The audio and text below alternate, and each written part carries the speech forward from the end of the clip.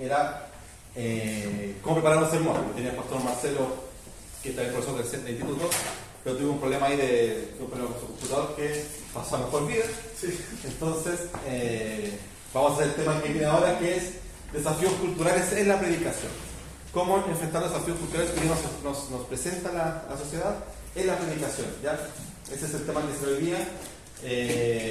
Con Amber se pueden inscribir, ahí está Amber, se pueden inscribir con él y cancelarle a él el curso, ahí está Amber. Y los libros están todos con descuento, ¿cierto? 50%. Con el 10% de descuento, ya ahí ustedes pueden comprar muy buen material. Entonces esto se va a dividir en dos. Vamos a hacer la primera parte va a ser acerca de los desafíos culturales, ¿ya?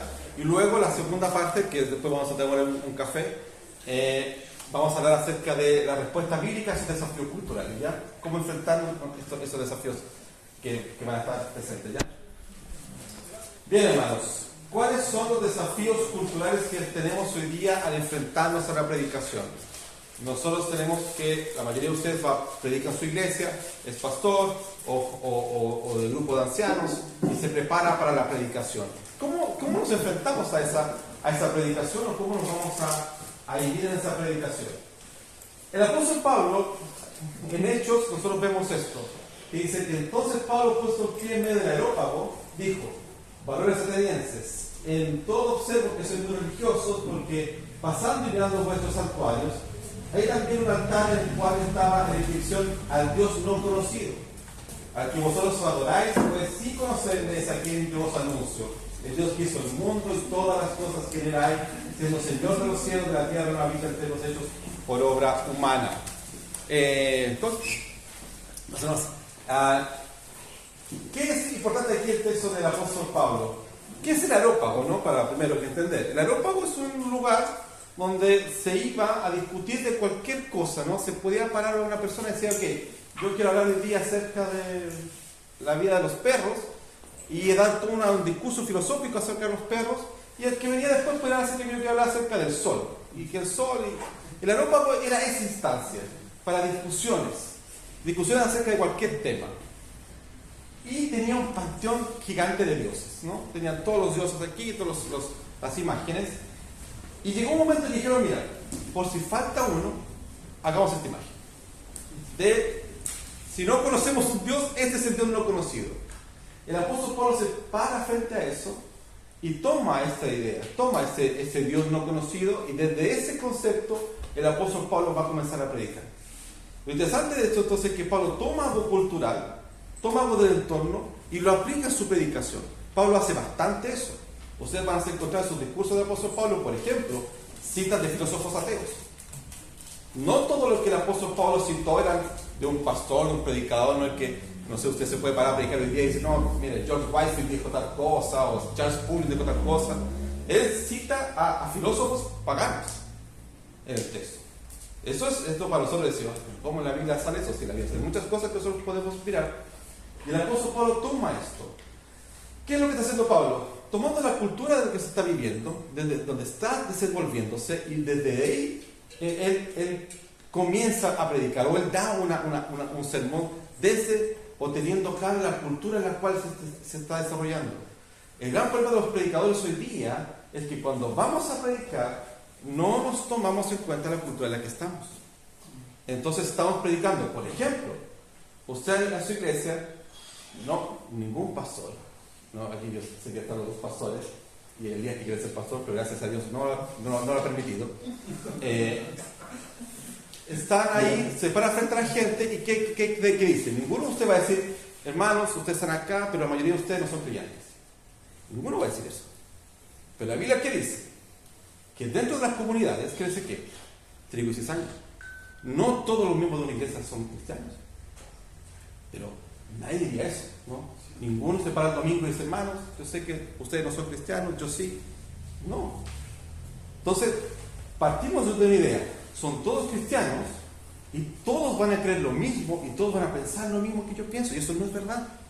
Usted va a ver que en su iglesia no siempre todos piensan lo mismo que usted, no todos creen lo mismo, o no tienen toda la misma experiencia o la misma idea de las Escrituras. Por eso que es importante cómo nos enfrentamos a esto. ¿Qué es lo que estamos leyendo con eso?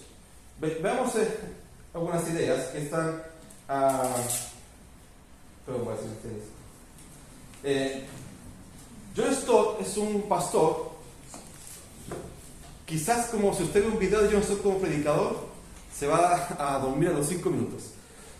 Es difícil escuchar a John Stott, pero desde mi punto de vista es el mejor teórico de la predicación. Es el que lee mejor cómo predicar y cómo enseñar un buen sermón.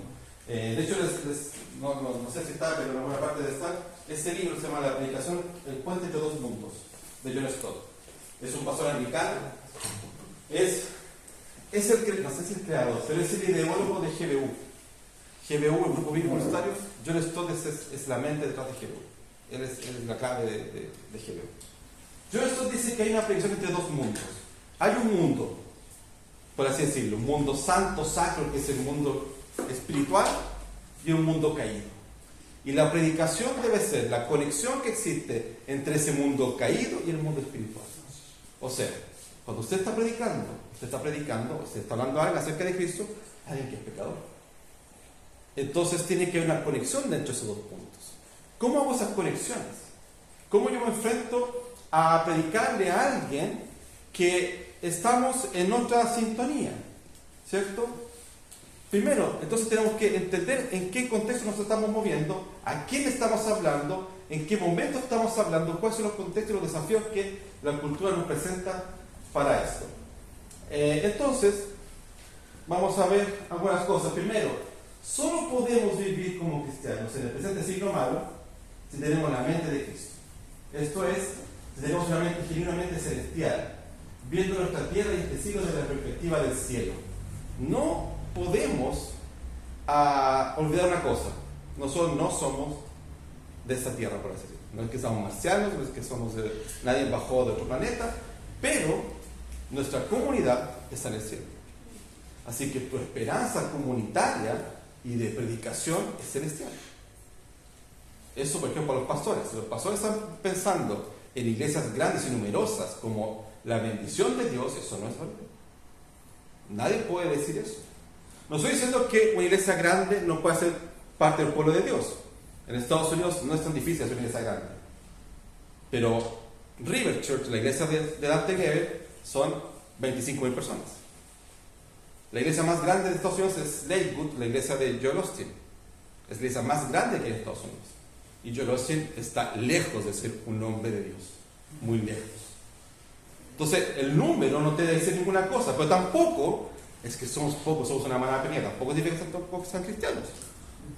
¿Ya? Lo que voy es que no pongan su mirada en aquellas cosas que este mundo puede ofrecernos, sino que la esperanza del cristiano es una perspectiva del cielo. Entonces la predicación tiene que apuntar siempre a esa perspectiva, a una perspectiva celestial, no a una perspectiva terrenal. ¿Ya?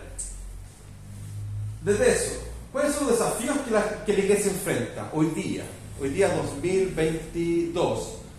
¿Cuáles son los desafíos que tenemos como iglesia? ¿Hacia dónde apuntamos como iglesia? ¿Dónde estamos involucrados y dónde estamos viviendo? Y eso es lo que quiero ver en esta primera parte con ustedes. Primero, hay una sociedad líquida. ¿Ya? ¿Eso qué es?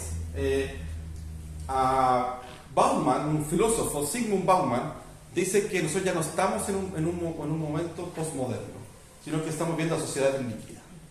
¿Ya? Y ahí dice, la verdadera razón no está libre de todo compromiso con la locura, por el contrario, debe seguir los caminos que éste le señala. ¿Qué dijo esta frase? Michel Foucault. Michel Foucault es el padre de las sociedades postmodernas. ¿Ya? Es un tipo bien loco. Michel Foucault, ¿quién es? Como todo buen hereje, un hijo de un pastor, hijo de pastor calvinista, miembro del Partido Comunista, homosexual, filósofo ateo. ¿Ya? Todo el pack está en Michel Foucault. ¿Ya? Pero el tipo es brillante. ¿Por qué? Porque eso es lo interesante que nosotros tenemos que entender. A veces nosotros decimos, no, es que son ateos, entonces, sí, son del diablo, no hay ningún problema. Pero si Foucault se parara aquí y nos empezara a conversar, lo más probable es que más de alguno de nosotros saldría convencido de sus teorías. A veces nosotros olvidamos eso. Nosotros olvidamos el poder del diablo. ¿Ya? Decimos, no, los liberales son del demonio, esos teólogos.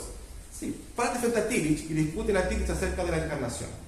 El tipo tiene 2 libros así, donde él destruye la encarnación. Y lo más probable es que a nosotros nos pueda sentir. A veces nosotros tenemos que entender, y por eso te digo, que hay que estar preparados para el mundo que enfrentamos. La sociedad líquida, lo que dice Bauman es que ya no es el fin de la verdad, sino que por el contrario, es una sociedad que está loca. Y que cada locura en la que vivimos está bien. Debemos vivir la locura. Hay un poeta chileno, ¿no? Bolaño, ¿no? Bolaño que vive en México. Bolaño dice, no, Bolaño es no es el Chavo del Ocho, no, porque ese es Bolaños, ¿no? Este es Bolaño. Él dice, si he de vivir, que sea sin timón y en la deriva. Frase maravillosa para describir cómo es nuestra sociedad. Nuestra sociedad vive en una sociedad líquida, que es ya sin ningún paradigma, ¿no? Sin lo que nosotros diríamos el metarrelato, la teología lo que sabe acerca del metarrelato. Si tú le dices a un niño, Moisés se paró frente al mar, frente al río, y abrió el mar. Y el mar se abrió y eran 2 colores. Está bien eso para los bonitos, pero eso no es verdad. No puede haber un mar abierto donde el pueblo pasó en tierra seca y estaba. Eso es mentira. No puede ser eso. El metarrelato se pierde, porque se critica eso. Jesús caminó sobre el mar. Nadie puede caminar sobre el mar. Así que hay que sacar eso. Hay los teólogos que hicieron los teólogos alemanes dijeron que estos son mitos.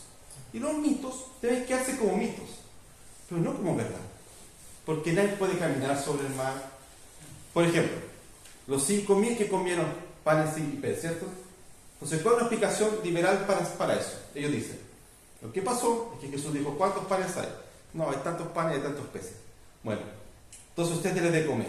Entonces todos escucharon eso. ¿Y qué fueron? A buscar comida a todas sus casas. Y volvieron y hicieron como un malón. ¿Se ve con el carnet? Como un malón. Vamos a comer ahí y comimos y todos hicieron eso. Pero el texto, ¿qué dice? Que hubo un milagro. Que se multiplicaron los panes y los peces. Pero es imposible que se multipliquen panes y peces. ¿Cómo? Así que, ¿qué tenemos que hacer? Sacar la idea del milagro y poner el mito. Y eso es lo que hoy día está pasando. Las sociedades líquidas lo que hacen entonces frente a eso es vivir bajo la locura de que cada uno hace lo que quiere. ¿Qué hacemos nosotros como cristianos? Chesterton es un teólogo católico muy bueno que dice: llegará el día en que será preciso desembañarles una espada para afirmar que el pasto es verde. Eso es lo que está pasando hoy día, ¿no? Eso es lo que hoy día nosotros estamos viendo. Estamos viendo una sociedad en que la verdad ya no existe. Así que 2 más 2 puede ser todo lo que usted quiera. Porque ya la verdad se cuestiona. Pero no solo se cuestiona, sino que ya no tiene sentido. A esa cultura es la que usted está predicando. No es una locura, usted está predicando en un momento así. Entonces, ¿cuáles son nuestros nuevos desafíos? Hay desafíos ideológicos también. El estado fluido y volátil de la sociedad, sin valores demasiado sólidos, es la que la incertidumbre por la vertiginosa rapidez de los cambios ha debilitado los vínculos humanos. Si usted piensa hoy día, lo que más nosotros estamos enfrentándonos es a las dificultades ideológicas. Esa es una crisis que nosotros estamos teniendo. ¿Cómo la iglesia enfrenta una crisis ideológica? Todas las iglesias tuvieron un gran conflicto antes de la prueba y del rechazo. Ningún pastor quería hablar acerca ni nombrar apruebo o rechazo, porque el solo ocupar esa palabra era complejo, porque las iglesias estaban pensando en eso, ¿cierto? Entonces, ¿qué hacían los pastores? Tratamos de ocupar sinónimos y no ocupar eso. O sea, nadie podía predicar en Timoteo para presentarlo como obrero aprobado. No se podía hacer eso. Obrero y aprobado es demasiado comunista como para predicar en un sector. Eso pasó. Eso pasa con las ideologías. Que nos enfrentamos a las ideologías y desde ese punto de vista, ¿cómo lo enfrentamos? Porque ustedes, cada uno fue y votó por una opción. ¿Cuál fue el problema? Que algunos decían que votar por una u otra opción era más cristiano que otro. Hoy día hay una crisis gigante en Brasil, en las iglesias. Y hay un pastor, Guillermo Carvalho, que escribió un artículo muy interesante que dice: ¿dónde comenzó la persecución de la iglesia? Y la gran persecución del día de la iglesia, hoy día en Brasil, es dentro de la iglesia. Quien vota por Lula es un comunista del diablo. Quien vota por Bolsonaro es hijo de Dios, porque Bolsonaro casi es el Mesías. Eso está pasando hoy día. Y Bolsonaro es tan hijo del diablo como Lula. Porque estar en contra del aborto no significa ser cristiano. Si no haces las cosas para la gloria de Dios, no eres cristiano. Punto. Y ese es el gran conflicto. Fíjate que hay una iglesia pensando: voten por el PT. El PT, yo sé que el PT tiene más historias malas que nadie. Pero Lula no es el diablo porque Lula sea de izquierda. Como tampoco Bolsonaro, por estar en contra del matrimonio homosexual, es de Dios. Tengo que sacar esas caricaturas. Entonces, ¿qué hacemos contra los desafíos ideológicos? Piensen en nuestro país. En nuestro país estamos viviendo en esta crisis de ser o marxista o de Smith. Por el look, a mí me gusta más marxista, pero Smith está muy viejo y muy feo, pero si uno es marxista, obviamente que no está siendo cristiano. No hay ninguna duda de eso. Entonces, cuando tú dices el comunismo es del diablo, amén, hermanos. Estoy de acuerdo, el comunismo no es de Dios. Yo fui comunista, fui marxista, tengo súper claro, me leí El Capital y todos los libros de Marx. O sea, siempre he reconocido que fui marxista. La barba no tiene nada que ver con eso, pero siempre fui marxista. Y creí en el marxismo como la única opción de vida para la sociedad. ¿Ya? Así tengo súper claro lo que Marx cree. Amén. Y, entonces, pero Marx, sí, es del diablo, está bien. Eso no es cristiano. Entonces, cuando tú dices, hermano, ser marxista no es cristiano, bien. Ser capitalista, entonces tampoco el pan de Dios. Ambas ideologías parten de una tesis: el hombre es bueno. ¿La Biblia qué te dice? Que el hombre es malo. Ambos están equivocados. Te puede gustar uno más u otro. Ni siquiera estoy de acuerdo con eso.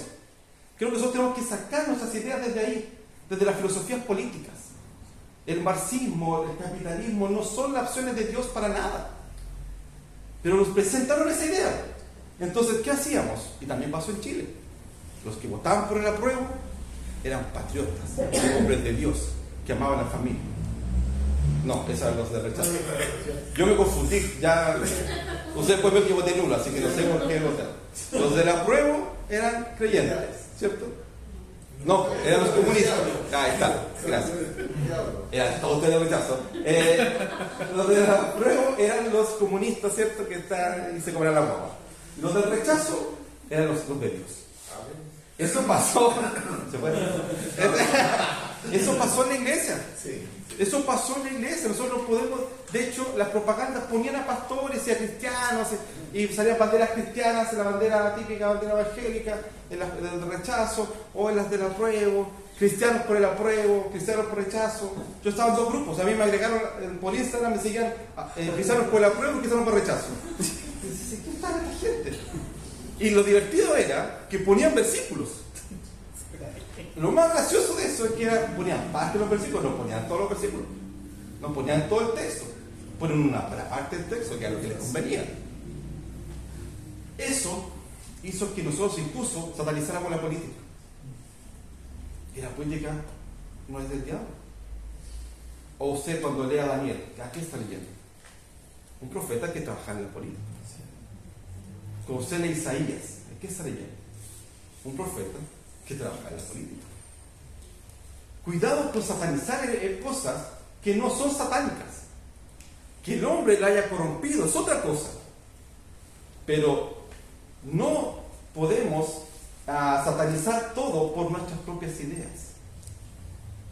No es más cristiano el que vive una vida de apariencia de moralidad que otro. sino piensa en el joven rico. Porque el joven rico va a Jesús con una pregunta: ¿qué más? Si ya estoy perfecto, ¿qué más? Jesús, ¿qué le dice? Hazte un comunista, dale todo a los pobres. ¿Qué dice el joven? Ni loco. Y se va. El texto incluso dice una cosa muy interesante: se va triste, porque tenía que dejar todo. Pero nosotros tenemos en las iglesias gente que es de izquierda, gente que es de derecha. Chile se polarizó.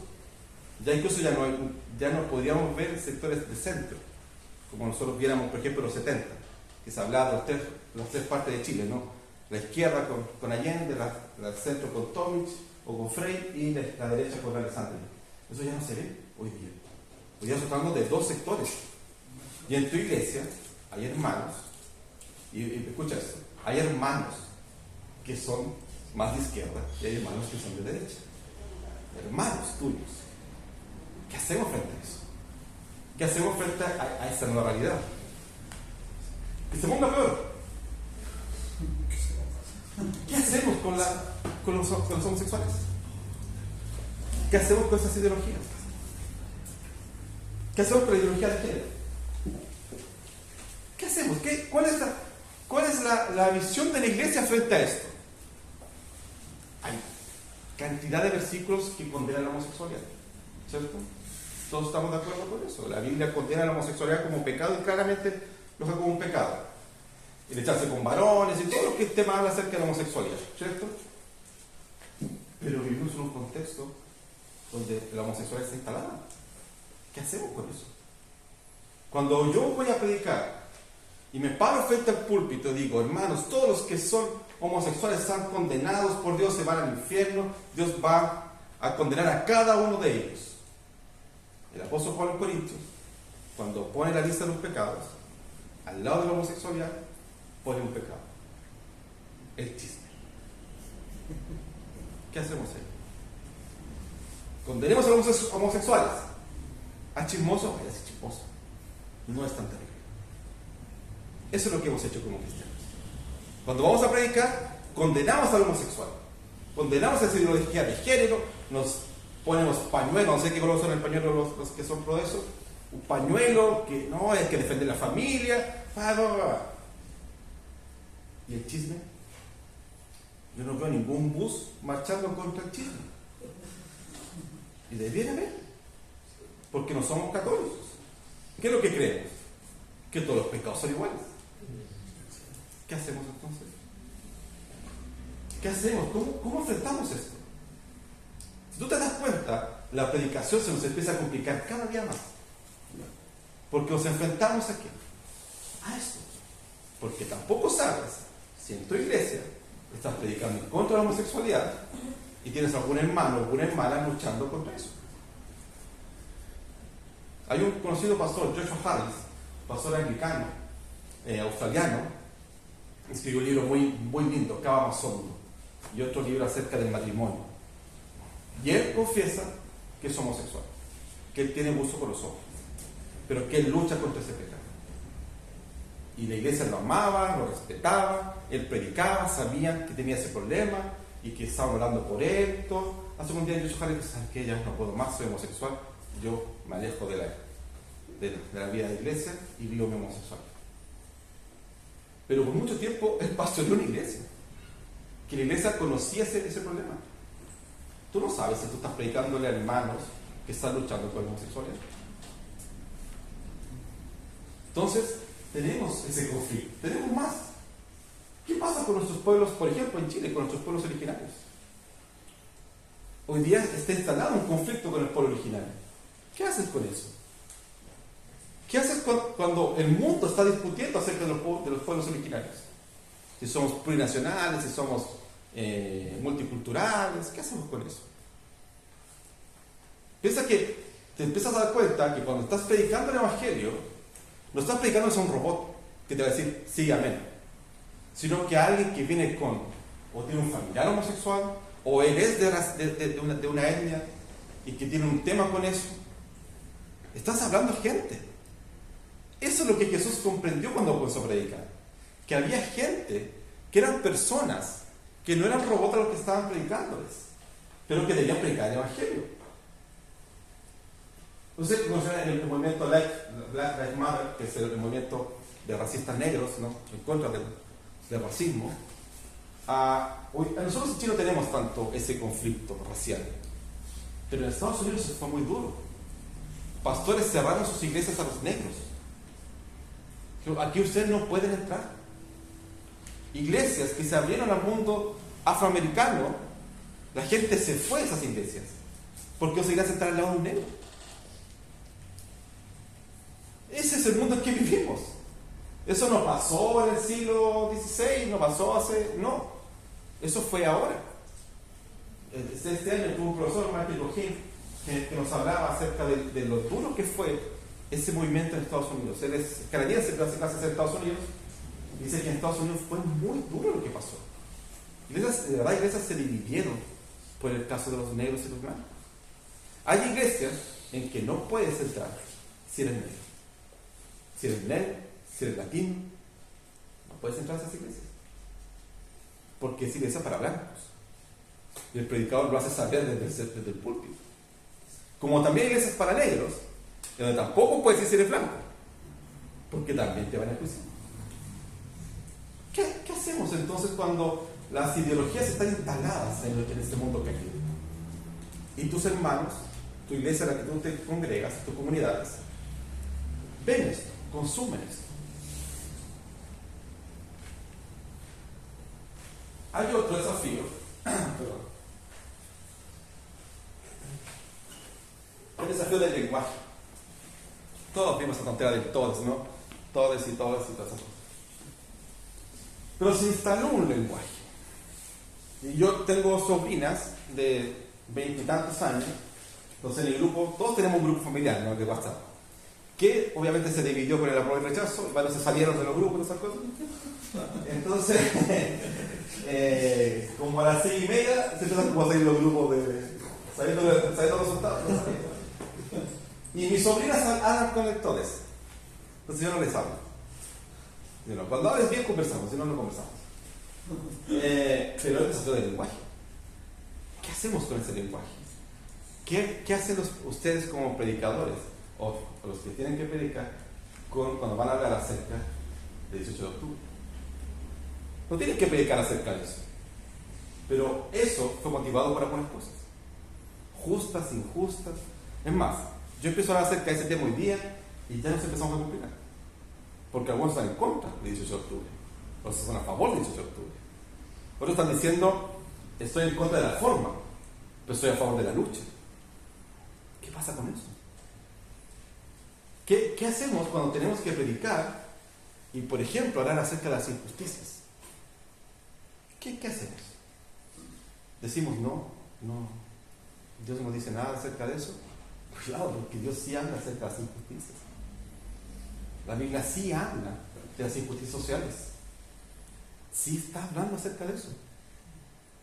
Y cuando un pastor predica en contra de la AFP, está equivocándose porque no es contra la AFP lo que tiene que predicar. Pero sí es contra el abuso. Lea Habacuc. ¿Qué es Habacuc? Son 3 capítulos, usted puede leer. Y es el capítulo más hermoso, el capítulo 3 de Habacuc. Cuando usted está leyendo Habacuc, está leyendo que los judíos estaban cobrando impuestos abusivos a los propios judíos. Y si había pobreza en el pueblo judío, era por culpa de los propios hermanos judíos. Eso es Habacuc. No estoy hablando de política, no estoy hablando de marxismo, no estoy hablando de reparticiones desiguales de economía. Está diciendo que la Biblia está hablando de que habían pueblos injustos, que el propio pueblo era injusto con sus hermanos. ¿Quiénes eran los ¿cómo se llama? Los recaudadores de impuestos en el Nuevo Testamento? ¿Cómo se llama? Los publicanos.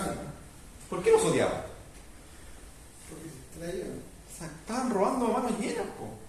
Eran sus propios hermanos, porque decían, Roma le decía, yo cobro lucas de impuestos, usted vea lo que va a cobrar, a mí me trae la luca. ¿Qué hacía el publicano? 5 lucas, 10 lucas. pasaba la luca a Roma y se quedaba con el otro. Eso es lo que pasaba. Si había pobreza, no era porque el sistema, ahí no estaban los marxistas y los capitalistas, no estaba en un sistema, era porque sus propios hermanos eran abusadores. ¿Por qué? Volvemos al principio. Porque usted y yo somos malos. Porque fuimos depravados completamente. Y si podemos abusar de alguien, lo vamos a hacer. ¿O nadie se quedó con un vuelto alguna vez? ¿Nadie se quedó con el vuelto alguna vez? ¿Mandaron a comprar? ¿Si te quedaste con el vuelto? Todos lo hicimos. Todos. ¿Nadie se ha robado algo en el supermercado? ¿Nadie ha comprado pan y ha comido pan y después lo pesa? Todos hicimos eso. ¿O no? Yo solamente. Sí, pero es que la doblada de supermercados todos hemos hecho eso. Lo que pasa es que nosotros con esta alma católica que tenemos, los dimensionamos a algo si es muy grande o muy pequeño. Hermano, te robaste un yogur en el supermercado. El yogur está asegurado por millones. Ese yogur no significa ninguna merma al supermercado. Es más, te lo cobran igual porque te suben el precio de otras cosas. Así que si te tomaste, no hiciste nada malo. ¿Nadie ha pensado así alguna vez? ¿Tus hermanos de tu iglesia nunca han pensado así? Todos han hecho eso. Vivimos en un conflicto entonces de desigualdades sociales. Pero cuando tú dices que hay desigualdades sociales, no estás siendo marxista. Estás diciendo que la misma Biblia te habla acerca de eso. Siempre hago promociones esto es demasiado tentador para mí. A los libros del hermano. Ahí hay un libro que se llama Profeta Pródigo, ¿no? Sí. De Tim Keller. Si usted puede leer ese libro, es un libro maravilloso acerca del hijo de Jonás, de cómo fue la predicación de Jonás. Jonás predica en un mundo súper corrupto. Y si tú lo lees, dices, es Chile. Jonás vivió en Chile. Eso es lo que está pasando. Eso es lo que pasa en todas las culturas. Porque el pecado del hombre está presente. Fíjate otro problema. ¿Qué pasa cuando hablamos de pobreza? ¿Qué pasa cuando nuestras iglesias, nuestros hermanos, son pobres? ¿Qué pasa con eso? ¿Qué pasa cuando tú te paras frente a una congregación y dices, hermanos, la pobreza es responsabilidad de nosotros? Fíjate lo que dice Dios de Israel. No debe haber pobre entre ustedes. Dios es comunista. Dios usa pelo largo, usa la chala porque es comunista. No. Dios está diciendo no debe haber pobre entre ustedes porque lo que debe haber entre ustedes es amor y es cuidado sobre el otro. ¿Qué es? Si tú te fijas en todo el texto bíblico, vas a ver que hay algunos hablan de una triada. Dios dice, cuida ¿qué? Al huérfano, a la viuda y al extranjero. Conflictos feos que nosotros tenemos, ¿no? El extranjero es un conflicto que estamos teniendo hoy día. Y Dios dice, cuida de los huérfanos, de la viuda y del extranjero. Si tú lees esas tres cosas que están en el texto bíblico, lo vas a ver en toda la Biblia. No lo vas a ver en el Antiguo Testamento o en un momento específico. Lo vas a ver en toda la Biblia. El Nuevo Testamento también habla acerca de eso. ¿Qué le pide a Pablo? ¿Que haga qué? Pablo, todo bien tu predicación, todo bien tu teología, no hay ningún problema. ¿Solo qué? No te olvides de qué. De las viudas y de los huérfanos. Está siempre presente esa idea. Cuando tú y yo hablamos acerca de pobreza, no es porque se nos ocurra, la Biblia habla acerca de la pobreza. De nuevo, citando yo leo mucho a Tim Keller. Tim Keller tiene un libro que se llama Justicia Generosa. Lee ese libro y vas a darte cuenta que en todo el Antiguo Testamento y el Nuevo Testamento hay una preocupación por el pobre. Pero no es una opción por el pobre, como vamos a ver más adelante. Es cuida de aquel que está pasando por dificultades. En nuestro país vivimos una pandemia, todo el mundo vive una pandemia. ¿Cuántos hermanos quedan sin trabajo de tu comunidad? ¿Cuántos hermanos de tu iglesia hoy día tienen una crisis económica? ¿Qué estás haciendo? Santiago, ¿qué dice? ¿Qué le están diciendo? Que te bendiga, anda a comer, anda a abrigarte, que te vaya bien. Santiago, ¿qué dice? No, hazte cargo de eso. O sea, si tiene frío, dale para que se abrigue. Si tiene hambre, dale que comer. No estamos siendo una iglesia marxista por el cuidado del pobre. Estamos cumpliendo con la voluntad de Dios. Ojo, yo quiero que aclaro esto. No estoy diciendo con esto que la misión de la iglesia sea cuidar de ellos. Porque la misión de la iglesia, ¿cuál es? Mateo 28. Ir y predicar el evangelio a toda criatura. Esa es la misión de la iglesia. Pero eso no hace que tú tengas una responsabilidad social, política, económica con el mundo que tú vives. De alguna forma, ¿a qué hemos sido llamados? ¿A hacer qué? Sal y luz de la tierra. Así que tenemos una responsabilidad. Yo no digo que sea la misión de la iglesia. Yo digo, es la responsabilidad de la iglesia cuidar de estos elementos. Entonces, mientras haya injusticias, no habrá paz social. Las injusticias también debemos condenarlas. Y nos cuesta. Porque ¿qué? Eso lo conversé con una persona cercana a mí hace un día sábado o jueves. Estábamos tomando once y las noticias mostraron cuando en Santiago, en Puente Alto, entró una micro, ¿cierto? No sé si ustedes lo vieron, entró a un supermercado y para que entraran todos a saquear. Entonces, esta persona que estaba ahí conmigo, yo soy muy tolerante, y él le dijo, hay que matar a todos estos simios y todo el fascismo que tiene el doctor. Y yo le dije, está bien, está bien, pero hay un problema, por ejemplo. Nosotros, después de la dictadura, hemos tenido 7 generales, todos condenados por robo, salvo uno que está condenado por derechos humanos. Todos los demás generales están condenados por robarse plata. ¿Cuál fue la respuesta de él?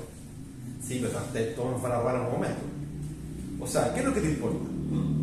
El que robó el supermercado, que es un delincuente, un simio, pero el general del ejército, que se robó millones, no te duele. Te tiene que doler todo. El problema de nosotros es que las injusticias nos duelen que nosotros nos gustan. Yo cuando fue el 18 de octubre dije solo una cosa a la iglesia: si a ti te duele que un carabinero vaya y le pegue a alguien o le pone el ojo a alguien, está bien. Pero a ti no te duele que alguien vaya y le ponga una patada en la cabeza a un carabinero, y eso no te duele, entonces lo que a ti te duele son tus ídolos nomás. Porque a ti te duele la injusticia. No importa dónde venga, te duele la injusticia. Pero nosotros, ¿qué nos pasa? Seamos sinceros con nosotros. Nos duele las injusticias hacia el sector que a nosotros nos gusta, pero hacia otro lado. Entonces, fíjate cómo se te empieza a complicar la predicación. Te paras frente al texto bíblico. ¿Cómo enfrento esto? La Biblia no habla acerca de la injusticia, habla de la injusticia. Es más, la teología fundamental de nuestras vidas, ¿cuál es? La justificación.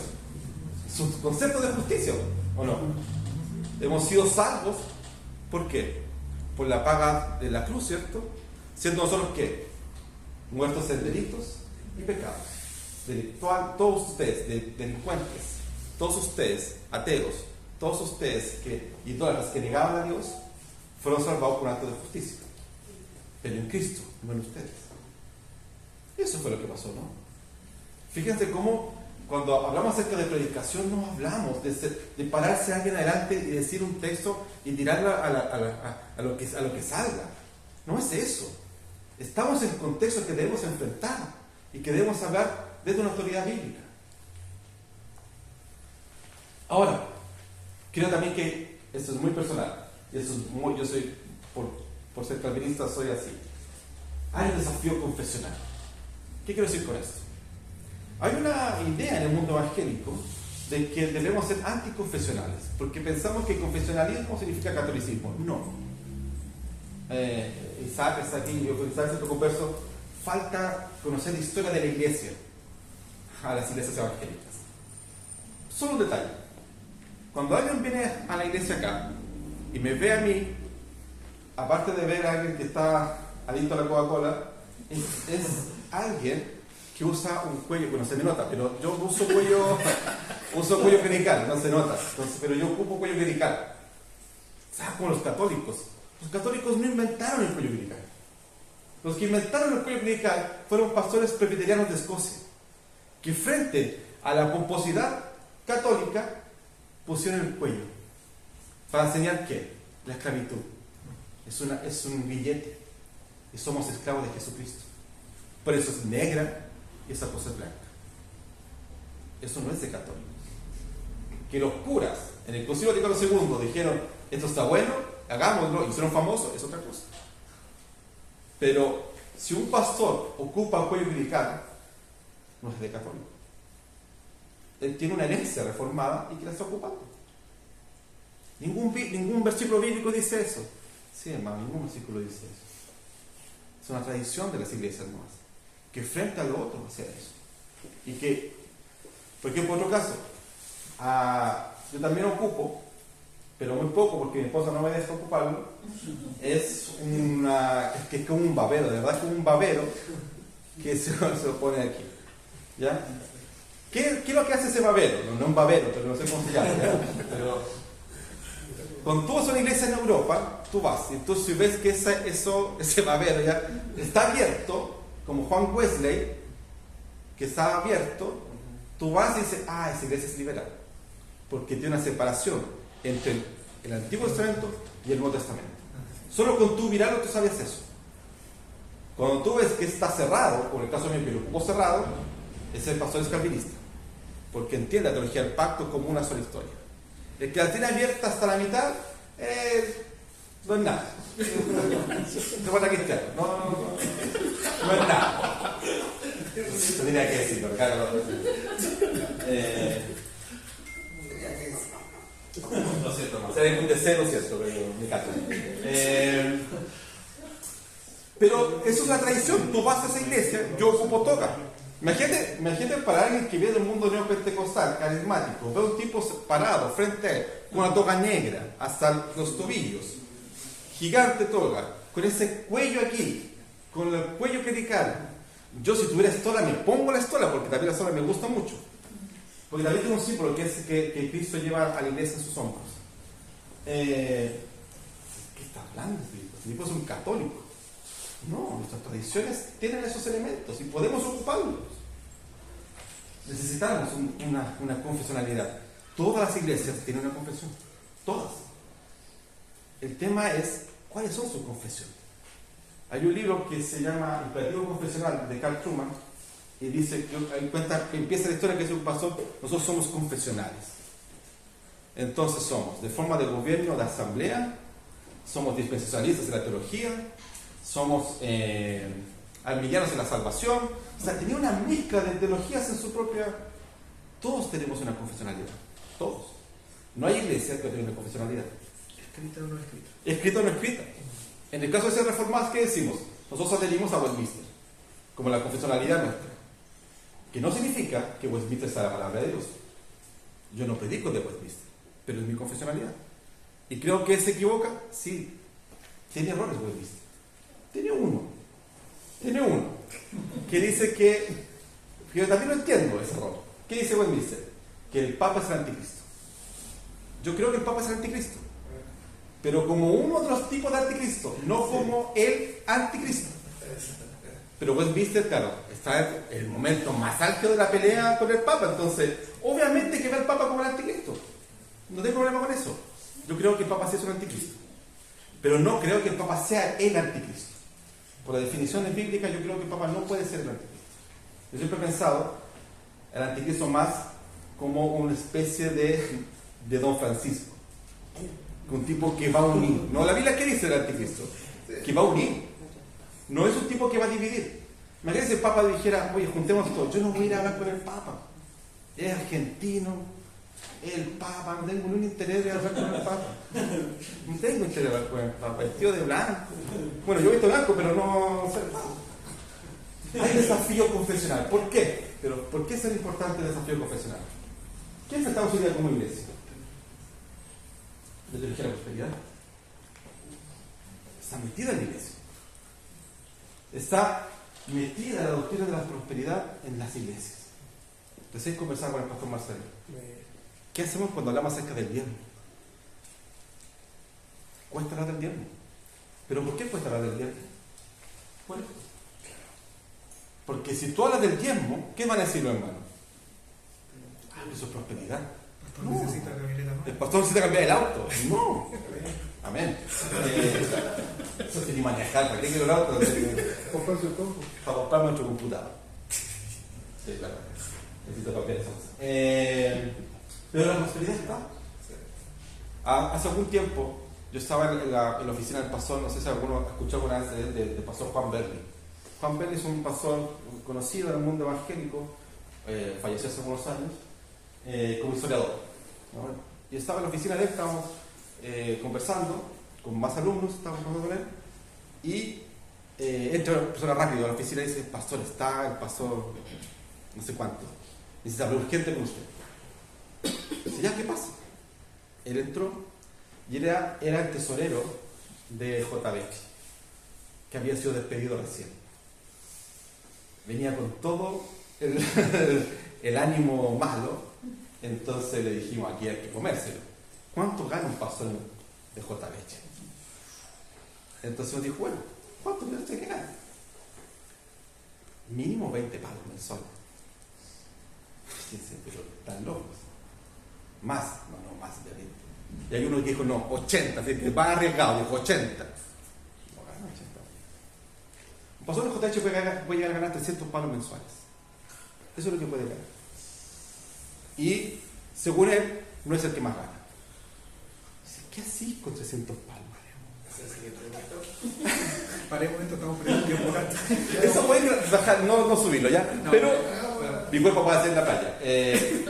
300 palos. ¿Te imaginas lo que es 300 palos mensuales? Con una cosa que creo que es más, que es aún peor. Con una de las iglesias más pobres de Chile. El pastor se lleva 300 palos todos los meses cuando hay en sus congregaciones iglesias donde hay hermanos que pasan hambre. Eso es lo que está pasando. Entonces, ¿qué hacemos? ¿Qué hacemos cuando te paras frente al texto bíblico y dice: ustedes me han robado? ¿En qué? En vuestros diezmos y vuestras ofrendas.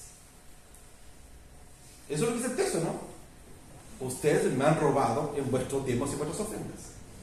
¿Y qué dice después el texto? Pruébenme, yo encuentro que eso es maravilloso. Pruébenme si va a faltar en sus mesas, si usted da el diezmo.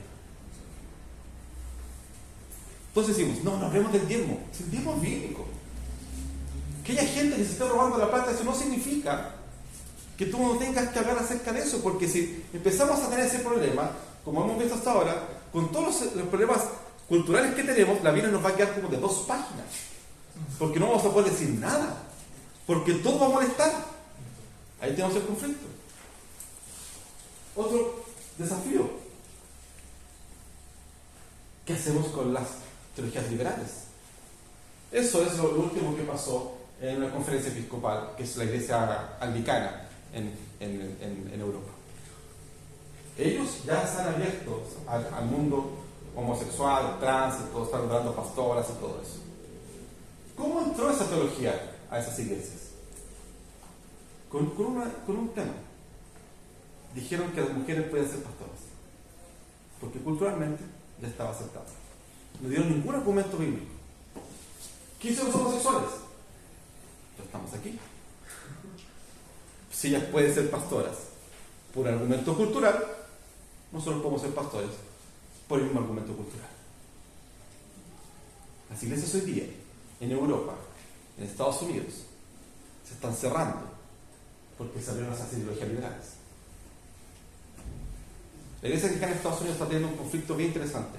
Y lo están resolviendo de una forma bien interesante. Las iglesias anglicanas han decidido no predicar más de 10 minutos. Por reloj. El predicador predica 10 minutos. La liturgia, el culto, no dura más de 20-25 minutos. Eso es el culto de las iglesias hoy día. ¿Por qué? ¿Qué hicieron ellos? Dijeron: mira, lo que necesitamos es enfocarnos en la nuestra confesionalidad. Somos bíblicos, somos esto, Y vamos a lanzar todo esto, así, un shock de teología. Y en la semana, nosotros vamos a ver los cultos familiares como algo muy, muy fuerte. Y la iglesia anglicana, que es la iglesia que se llama la Low Church, que es la iglesia baja de Estados Unidos, es la iglesia que está más creciendo en el anglicanismo porque decidió hacer eso.